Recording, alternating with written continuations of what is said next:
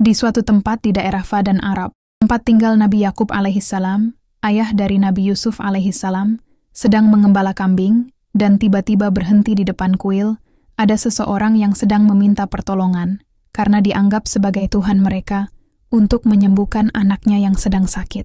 Singkat cerita, malam hari Nabi Yakub khotbah ke warga Fadan, menjelaskan sekarang ini kita hidup di zaman Nabi, malaikat saja sujud kepadanya, tapi warga Fadan masih menyembah yang mereka ciptakan sendiri. Bukannya menyembah yang menciptakan dunia dan seisinya, yaitu Allah Subhanahu wa Ta'ala. Nabi Yakub juga menyampaikan bahwa dia adalah utusan Allah untuk mereka, dan perkataan Nabi Yakub berasal dari kitab-kitabnya yang dikenal dengan Al-Quran. Masih banyak yang tidak percaya dengan Nabi Yakub.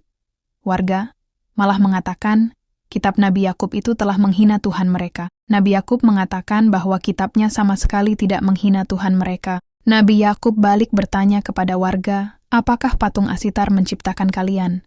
Kalian yang menciptakan patung itu, sebagian warga mulai mempercayai perkataan Nabi Yakub itu yang masuk akal. Tetapi ada beberapa warga yang tidak percaya dan bertanya, apakah Tuhan Nabi Yakub lebih hebat dari Tuhan yang lain? Datang pendeta kuil membubarkan para warga yang sedang kumpul.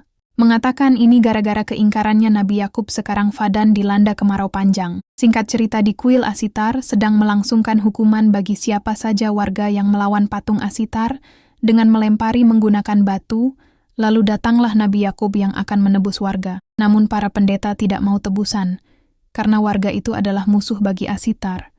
Terus Nabi Yakub mengatakan, kenapa kamu tidak menangkapku? Akulah orang pertama memusuhi patung Asitar. Kenapa pendeta tidak menangkap Nabi Yakub? Dia adalah menantu dari Panglima Fadan. Tidak lama datang sang Panglima yang menyuruh pendeta untuk melepas warga, karena sudah ditebus oleh Nabi Yakub.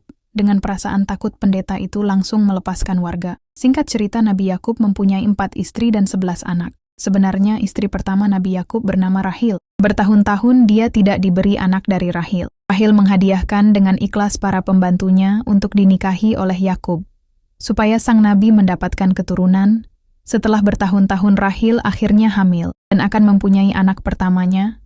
Nabi Yakub sedang menggembala kambingnya mengatakan kepada anak-anaknya bahwa suatu saat nanti penggantiku orang yang paling dekat dengan Allah. Paling dicintainya bukan orang yang paling kuat, bahwa kakeknya Nabi Ibrahim dan ayahnya Nabi Ishak merupakan manusia terbaik, bukan manusia terkuat. Tak lama datang warga Fadan memberi kabar kepada Nabi Yakub bahwa istrinya Rahil akan melahirkan anak pertamanya.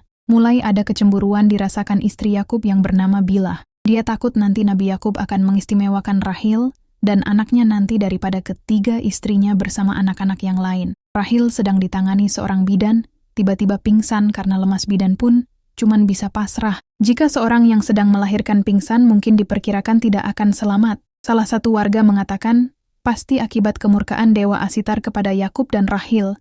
Namun Yakub mengetahui keadaan Rahil yang semakin memburuk, lalu pergi untuk berdoa kepada Allah untuk meminta pertolongan.